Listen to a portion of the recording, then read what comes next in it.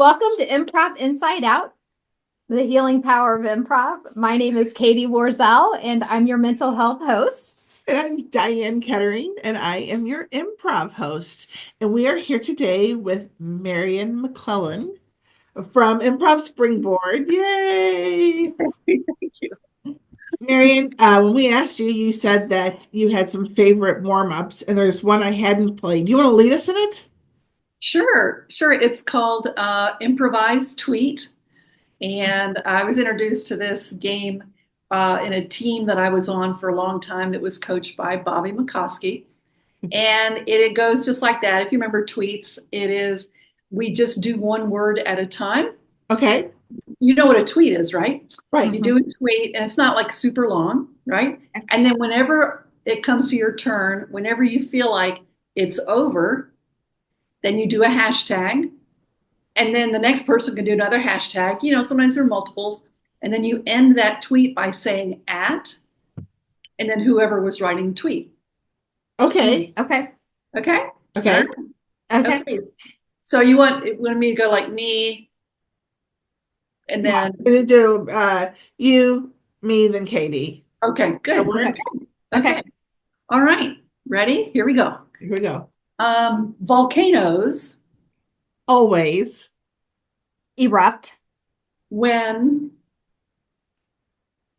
I Laugh. hashtag it's all about me. At Diane Kettering.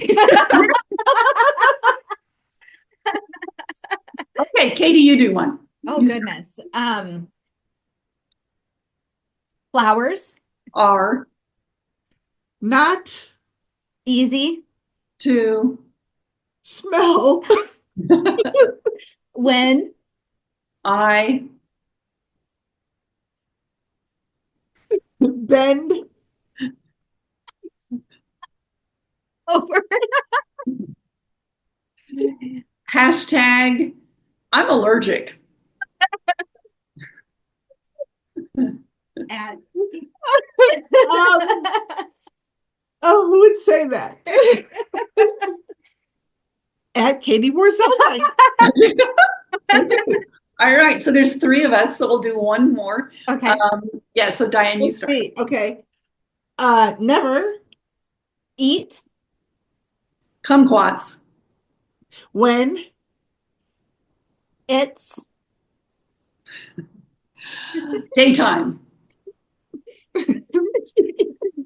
hashtag life is good.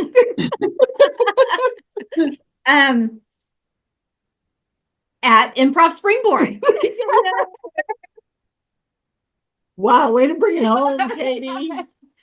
Another first. I've never had Improv Springboard be an at, so thank you for that. There you go. We're here to promote. That's right. That's right. And speaking of promoting, tell us all about Improv Springboard. Ooh, it is the only production company in Kansas City that congrats. is for the benefit exclusively of women and non-binary folks, Okay. which means that our workshops and our productions feature exclusively women and non-binary folks. Okay. Our audiences obviously are open to everybody, Mhm. but that's who we are. We've been in existence about a year and a half. Okay. And we are in residence. We are honored to be in a residence company at Whim Space in Pendleton Heights, KC. Nice. Okay. So when you say your audience, you do shows? Yes. We do a class that you do? Do you do a class for these women and then they perform, or how does that work? Yes. Sometimes it's a class and a show. Sometimes it's a weekend, like workshop and a show. Occasionally we'll do just a workshop. We recently did a coaches workshop taught by the mega talent Trish Barong. And in fact, she even wrote up a little book that went along with it. And she trained women and non-binary folks that are interested now in learning how to coach. Because I know if I want more women and non-binary folks in improv, that means I need to get more coaches and directors that are women and non-binary. So that one did not, that's an example of one that did not have a show. Mm. We also have an upcoming workshop called No Experience Allowed that will not have a show with it. And it's for all the people out there that have always told me, man, I really want to try improv, but I'm so scared. Right. So these folks will know coming in, everyone in the class is new, like new, like no improv experience. Okay. And that will be that class. And then for all those reasons, no show with that one either. Right. So, right. So, were you about to say, so what got you started? What made you do this? Well, I loved when I started improv about 2 years ago, I guess. I loved everything. I have no performance background, history, interest at all, nothing like that. And I actually started improv because I was about to get fired from my job for my poor communication skills. So I started it to fix a problem. Good for you. Yeah. And so thankfully it fixed that problem. But I loved everything about improv except the lack of representation, much like my engineering career. And I love working with guys, and I love guys in general. I just also enjoy a diverse set of voices in the world, at work, everywhere. And so improv I felt like there was, we needed a path, a way to get, open it up, make it more diverse. And so Improv Springboard was born. Excellent. Good for you. So did you take improv classes prior or? Yeah, no, I started taking improv classes, and like I say, fell head over heels in love. Yeah. And then just saw this, in my opinion, this need for more women and more non-binary folks on stage. And so I didn't really see room for that just happening in the community. So I just started a production company. Excellent. And in our first 6 months, we produced 6 workshops and shows. Oh my goodness. Oh, wow. And at the end of that year, is when we were offered and gratefully accepted the residency at WimSpace. So it's that? A good start. It's a good start. Tell us what that is. WimSpace? Yes. WimSpace is in Pendleton Heights. It's managed by Wim Productions, which has been in existence for a very long time.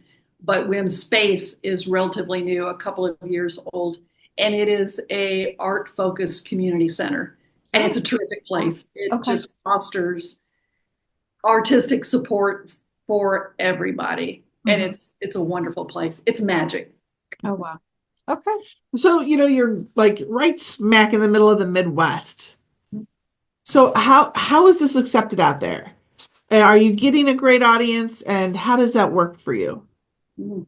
Yeah, great question. It varies. I mean, you have not only, as far as audiences go, you have the setting where we are, Midwest, with the undeniable current political climate, right? And then you also have a brand new company, and you've got a producer who is learning as she goes, right? So I'd say kind of all those things factor into audience. I will say we get really good reception from our audiences. We were first time Fringe. I don't know if Fringe Festival is familiar to y'all. Okay, so the KC. Well, but go ahead and say everything about it for those who might not be. Okay. Awesome. Okay. So Fringe Festival is a national program, and cities pick a week or two in the summer, and it's a wide open performing arts festival, and hundreds and hundreds of performances in different venues. And you apply, and then you're accepted, and then you perform for a week at any given venue, and the venues are all over the town. So, and where is it? Your question is, so when we performed at KC Fringe last summer, And so each venue has about a half a dozen performers in it at different time slots all during the week. It's so exciting. Our first our first year at Fringe, and our company had 2 rehearsals before we started our show, and we won Best in Venue, which means, wow, congrats. which means that our group, out of all those professionals, all those touring companies, our group was the one that had the most tickets sold, the most people at showing up. So I think we're well received. I think This is we from have a long someone way who to has go. never done it before, who Right. just started, who saw a need. Right. So what a great message to send out that just do it, right? Well, that's the improv way, right? I mean, Yeah. why overthink it? Why hesitate? If you're in this performance space, that applies to everything else you're doing, right? So just step in, do it, give it a shot. Absolutely. Yeah. Yeah. So what would you like to see happen? How would you like to grow? Well, so I really want to expand now. And I want every show now to sell out, quite frankly. What's how many do you hold? I think around 70. Oh, wow. Okay. Very nice. I'd like to win some more awards at Fringe this coming up year. I'd like to expand. I'd like to expand. We have an ever growing circle. Well, I mean, once you take a workshop, you get invited to the private Facebook space. You're on all of our mailing lists. You get invited to the next workshops. I want to continue, and there's incredible talent that is showing up, and incredible talent that's being developed. I want that circle to get wider and wider. I don't want to be like, oh, I had this group of really small, talented people. Now we're just going to all hang out together and be buddies. I want to get bigger and bigger and bigger. Right. In terms of participation, and then also in terms of audience recognition. I mean, we're new and we're not consistent yet, so we're not recognizable. We're not a household name. I also feel very strongly. I think there's a lot of people out there that like improv, but they don't know it. Right. That's a good way to put it. Yeah. Right. Because we're not, and we're different improv. Let's face it, we're different. We're women and non-binary folks. So we're, again, and I love my brothers, but we're a different brand of improv from 20-year-old white guys. We just are. And there's nothing wrong with their brand. I'm not saying that at all. But we're different. So I'm trying to get audience awareness that maybe you don't like one brand of improv, but you might like this brand of improv. So that's my goal. How do you think you're different in that way? As far as, would you think your performances are different, or how does that look? Yeah. So everything about us is different. Because of who we are, we're outsiders, and we're women, and we're non-binary folks, and so we are not typically front and center anywhere, right? I tell you how we run a workshop. So I'll hire a director, and I'll have a talk with her about, what are your goals, what do you want, etc. Okay. So from that point on, then I'll do, I do the sign up. Workshops always fill up. They fill up within a day, and never That's great. an issue with that attendance. So the first thing that happens is all the attendees get a pre-workshop questionnaire. What are your goals? What do you want to learn? How can we support your learning? Okay. Then we have the workshop. Of course, all that goes to the director so they can support the learning goals. We have the workshop, and then we have a post workshop survey. How did it go? What did you learn? Etc. Now, when we go to the show, all right. So then, when we got the show, that evening, we go to the show. We perform, but since it's a one-time thing, we understand that, or we feel at least, that closure and processing is important. Because I'll have a show sometimes and then I'll think it's great. And then like 2 days later, I'm like, did anybody else think that was great? Did anybody else, was that good? I don't remember. So what we do is we provide that kind of closure. So after each show, we then have a dinner. This is all provided from your fee. We have a dinner, and that's where you sit down and have like some conversation about what did you like, what would you wanted, what was your highlight, and we just share the whole experience of the show. Mm-hmm. And then after we finish dinner, then everybody gets parting goodie bags with improv, women, non-binary focused swag in their goodie bag. Okay. Then sometimes there's one more survey about the whole experience.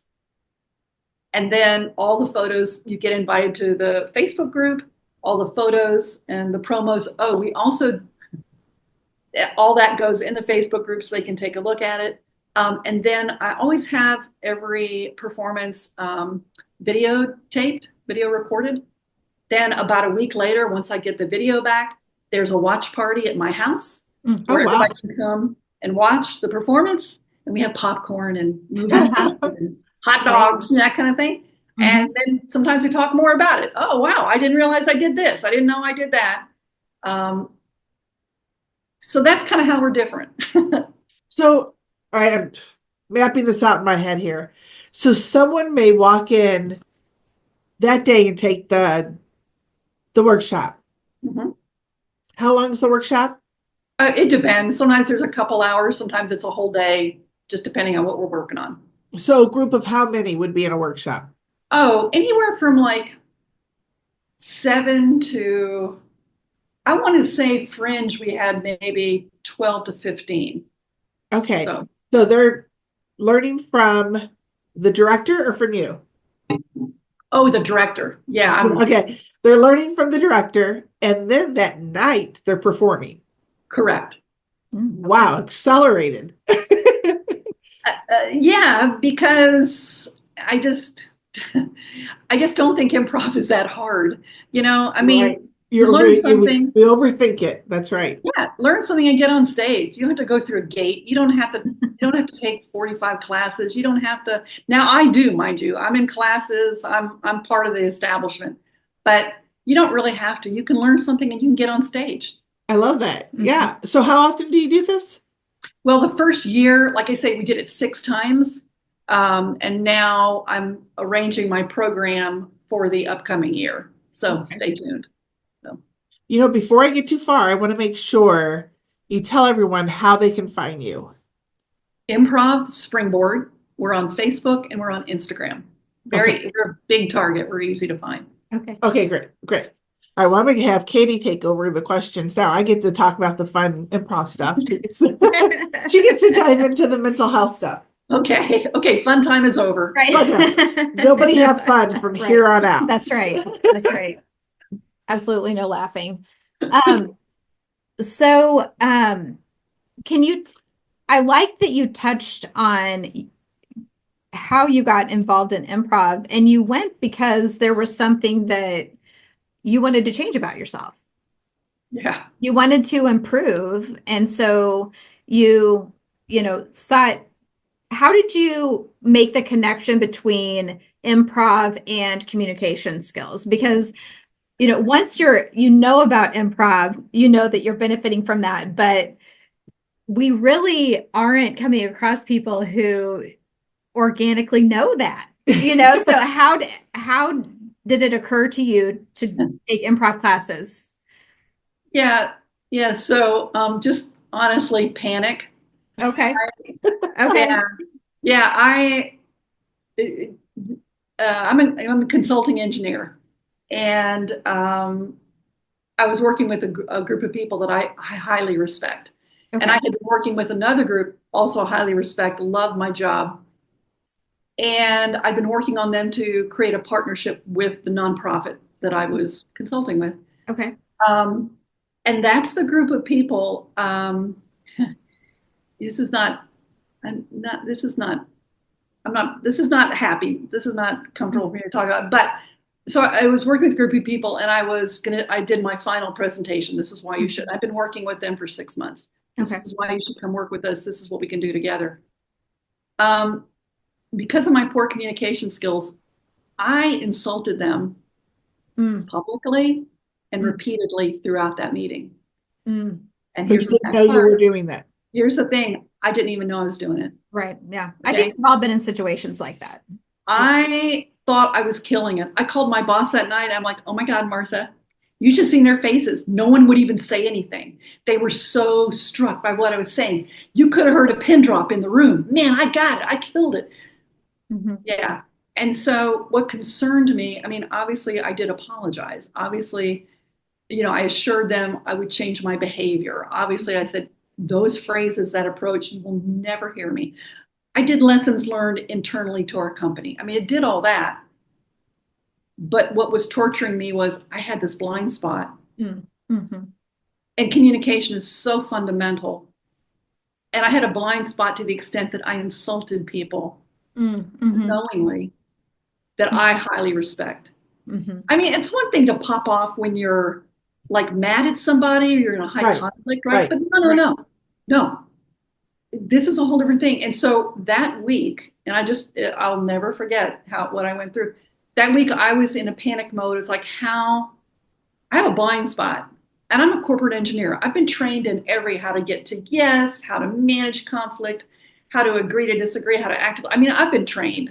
Mhm. Well, an engineer too. That's a different brain. Yeah. And so, how do I, because all my training got me here, right? Right.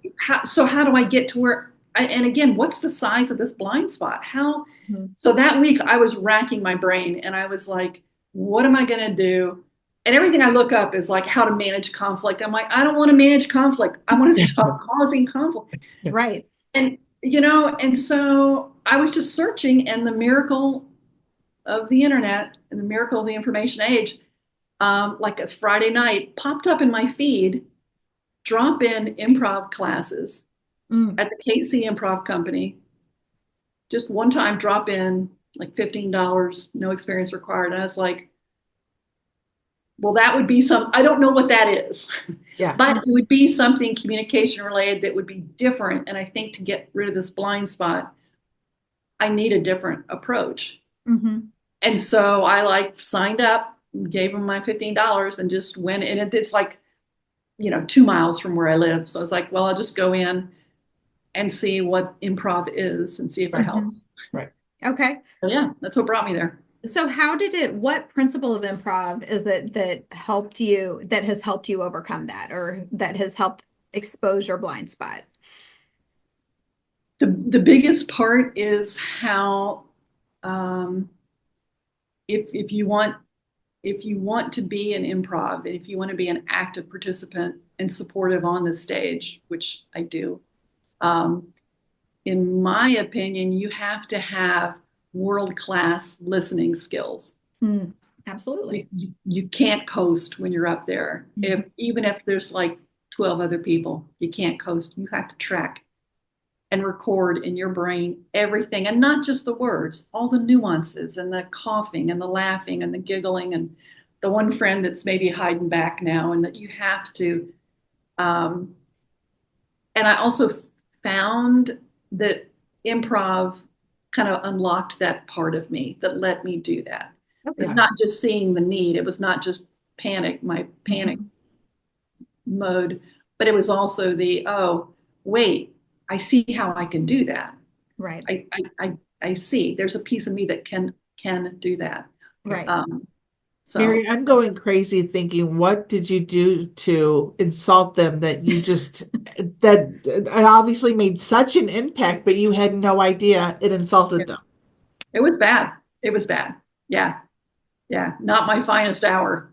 But so what was it? What was it? I guess, excuse me, it was something you thought was okay, or a regular communication, and they took it as, Oh, something I thought was hysterically funny. Oh, yeah. No, more than okay.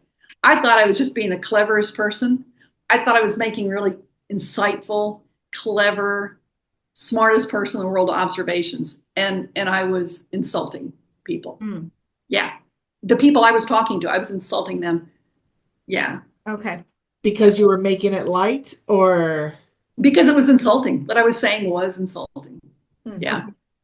And who knows? I mean, I have to ask myself, who knows how many other people I had also insulted, but did not have the wherewithal to call my boss and say, hey, because no one from work was there. It was just me and this potential partner. Mm-hmm. Thank heavens they called my boss and said, you have a big problem. Mm-hmm. So And did that, thank heavens to my colleague who then worked with me to say, I want to talk with you about this problem. Absolutely. Right. Absolutely. We all want to be Right. better, right? You know, I do, but was not a fun conversation. no, I'm sure. I'm sure. And I mean, I agreed right away. I mean, I did. I understood right away. I agreed right away. But still, I don't know what it was like for Chrissy Chandler, to make that phone call to me to say, hey, Marian, we need to talk. Yeah, it hurts. Yeah. It hurts. It's devastating to find out that you've hurt someone. Yeah. so are you like uber cautious when you think of things, or has it changed your casual conversations? No, no. Yeah, I mean, it has changed. I'm not uber cautious at all. No, definitely caution is not it. Um, but my skills have certainly changed Mm-hmm. significantly. I did not get fired. My boss saw me give a presentation maybe about a month later, and not to the same setup, not the same group at all, but give a presentation that was slightly technical in nature to an audience who was not technical. And this was right after lunch. I mean, it was like the worst kind of lineup. And it went really well. Mm-hmm. And I got off the stage and I sat down, and she's told me, she said, whatever you are doing, keep doing it. Oh, great. That's I'm wonderful. like, yeah, I'm going to. I love improv. I said that was all improv up there. Right, That's right. what we were doing. That's wonderful. I like how you said that it kind of opened your eyes in a new way, because I talked to Diane about this, about how the different improv games, I'm all about the games more than the actual performances, but the games, they fire up parts of your brain that we don't use consistently. And it it does. It lights them up and prepares them to be better and do better, Right. In whatever the area is. And we talk about that all the time. Yeah, And yeah. so I like how you recognized that just from being there, Yeah. right? It doesn't, Oh, yeah. it's not necessarily a conscious thing, but it does. It just lights up these pieces of your brain to the world around you and to communication and the people in your circle, and helps you see them in a new light and experience and interact in a new way. Yeah. 100%. And the thing is, it's when I'm on stage, I'm acutely aware it's not just my brain lighting up, everyone else's is too. Yes. Yeah. And Yeah. those lovely moments when our minds are just, the phenomenon of group mind, it's palpable. It's a tangible thing. It's not a concept. It's an activity. It's something you can choose to do, to be in concert with everyone else who's on stage in the most remarkable ways. I mean, you're not saying something that's predictable, like, I got up, I went and got the mail, I had orange juice. No, you're like, I got up, and then some other person is like, and I went to Timbuktu, and then you're like, wait, that's what I was just thinking. How did you? Yeah. Yeah. Right. Wow, what in the world? So that feeling of not just my own mind, but being able to tap into everybody else's minds, Mm-hmm. gold. Isn't that crazy? Isn't that crazy, Howard? I was thinking, we just did an interview that said, follow the fear. And you said you panic, that what got you in it. And remember, Jay was talking, follow the fear. And I think we all know people who would have heard the feedback you heard and shut down Absolutely. and would have Yeah. said, oh, you're wrong. That's not how it came out. They took it wrong. It's their fault. But instead, you looked at it, and it wasn't a mistake. It was a gift. It was a gift to help start all of this, right? And now you've had an impact on the community too. Yeah. Yeah, 100%. Yeah, I guess you're right. I don't know about other people. I guess you're right. I mean, denying it was never an option. I mean, I was invested in the nonprofit. I was invested in the potential partner. I have high respect for my colleague and my boss, so denying their feedback wasn't really an option for me. But maybe I would have slept better that week if I had. Right. Well, maybe set it inside our head a little bit. Or even just given up in general. Right, Like, true. I can't do it. You know, like you were open to growth, I guess, to growth and change and trying something new, which is. Yeah. Well, I think there's also something, the director of WIM Productions, Kevin King, was talking to me one day. He said, there's a difference when somebody missteps, and especially the way that I did that day. Because you can either call them out or you can call them in. Oh. And I think what happened there was my colleague and my boss called me in. They're like, come on, man, Right. Here was this big mistake you made.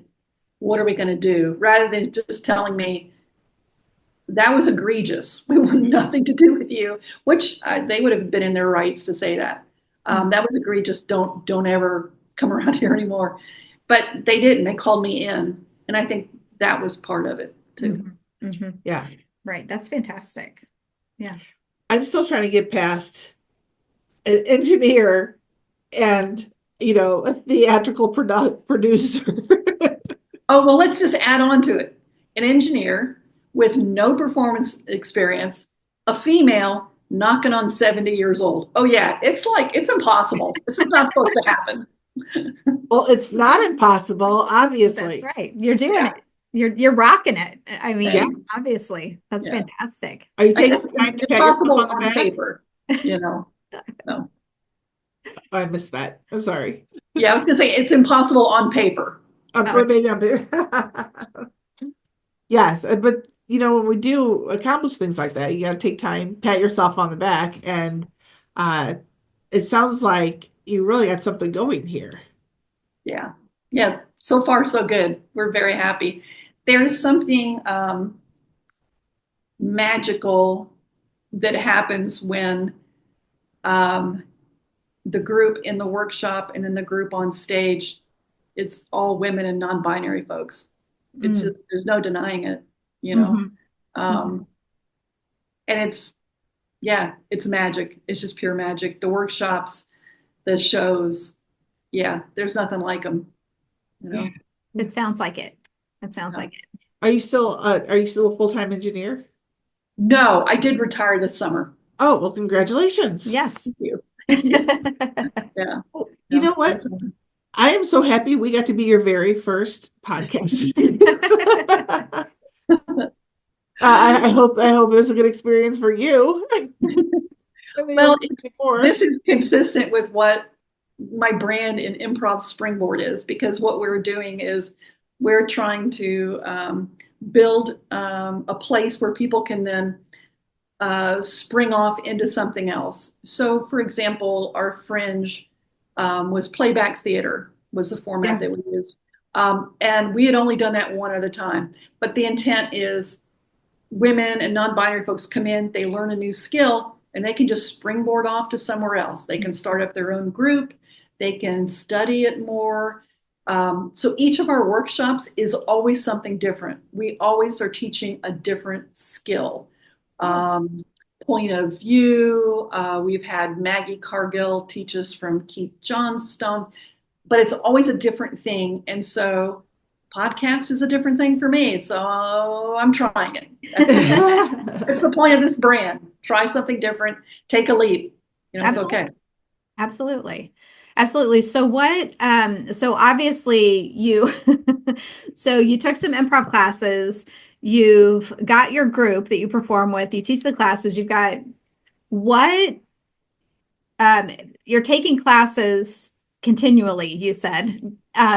So what else are you doing what has been your greatest influence, I guess? As far as starting and creating and your vision, what has influenced all of that? I guess a couple of things. I mean, there have been, two individuals that I one I met very early on, Trish Barong, and she's the one that helped me do the very first show. And she is a member of Ham Kitty, which is for women, and they're legendary. They're so incredibly good. So she, and again, I just tracked her down after my first couple of months taking improv, because I had this idea, and I was like, "Hey Trish, you don't know me. Nobody does. I don't know really improv that well. Here's what I want to do. All women, non-binary." And she was like, "Okay, sure, let's do it." I don't. Yeah, you're right. I don't know you. So coming out of that show went really well, and the workshop went really well. And so coming out of that, she's been a really good advisor to me and a really good influence on, so what does this mean? What do you want to do next? She's instrumental in forming Improv Springboard. So she's a huge influence. I also love her improv style. It's the style I want to have when I have experience. So that's been huge. The other individual has definitely been Kevin King, who's that artistic director, producing director at Whim Productions, just for introducing me to all the things that have to happen for a performance. The thing, everything, soup to nuts. And also just for introducing me to resources around Kansas City that are useful. And then collectively, I will also say a big influence has been once a month, I find somebody that I consider to be kind of an expert in improv or performing arts. And I ask them for an informational interview. And I just sit with them and I talk to them and ask them questions for about an hour. And it's just all around, what do you see? We start kind of big picture. What do you see? What's your experience? And then we kind of start to narrow it down. What do you think should happen next? What do you think the holes are? Et cetera. What advice would you give me if this is what I want to do? And so I will say those interviews are so incredibly helpful. I've never had anybody turn me down. Everybody takes the time to sit down with me, answer all my questions. So that's also just been, I would just say, just generally experts in Kansas City that have just taken their time. I never know any of them. These are always people that are strangers, but they're super helpful and just giving me context. Yeah. Oh, improv is such a supportive community. It really is. And you have each other's back. It's yeah. I haven't found anybody not willing to help. Yeah, me either. And that's consistent with what's on stage, right? I mean, you have to, if you're not supportive on stage, the show's going to fail and you're going to feel miserable, so yeah, I'd like to think that in the community that we take our on-stage behavior off stage as well. Yeah. Right. Yeah. If I just, in the short, brief time that I've been involved with the improv community, improv people love improv. So anytime they have the opportunity to play or talk about it, they're in. Oh yeah. They want to talk about it. Yeah, 100%. We can go on, and we do. It's right. But I'm sitting with a counselor who will talk about improv too, on and on. Yes, I will. So it's just improv. It's not improvising. Improv is just a beautiful, magical thing. Well, thank you for being on our show. We appreciate it. We appreciate your time. And we're looking forward to what all you do with Springboard. And everybody's springboarding. Exactly. Well, thank you so much. It was great to meet you both in person. And thanks for my first podcast. I appreciate it. Of course, you did great. It was fantastic. Yeah. All right, Marian. Well, thank you for joining us on Improv Inside Out, the healing power of improv. And until next time. Thanks. Stay in touch and come see a show. Come see a show. Sounds great. Sounds Maybe great. Just a quick drive. Yeah, you are. Yeah. Road trip. If you would like to be a guest on our show, please contact us at improvinsideout.com.